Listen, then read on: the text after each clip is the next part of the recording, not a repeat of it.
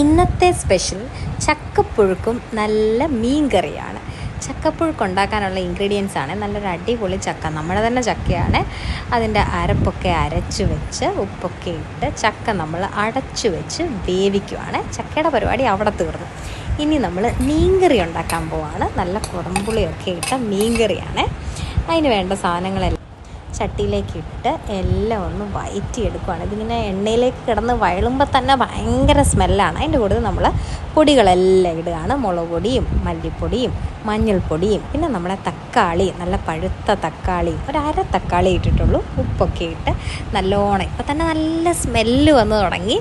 ഇനി നല്ല ഇച്ചിരി ചൂടുവെള്ളം ഒഴിച്ച് കുടംപുളി ഇട്ട് അങ്ങോട്ട് അടച്ച് വെക്കുക. ആഹാ, ഇത് തിളച്ചങ്ങോട്ട് വരുമ്പോൾ നമ്മുടെ മത്തിക്കുട്ടന്മാരെ അങ്ങോട്ട് ഇടുക. അതിനുശേഷം ഒന്ന് ചട്ടി ചുറ്റിച്ചൊന്ന് ഇളക്കി അവിടേക്ക് വെക്കുക. മത്തി റെഡിയായി കഴിഞ്ഞു. ഇനി ഇത് പ്ലേറ്റിലേക്ക് മാറ്റുക, അങ്ങോട്ട് തട്ടുക, അത്രയേ ഉള്ളൂ.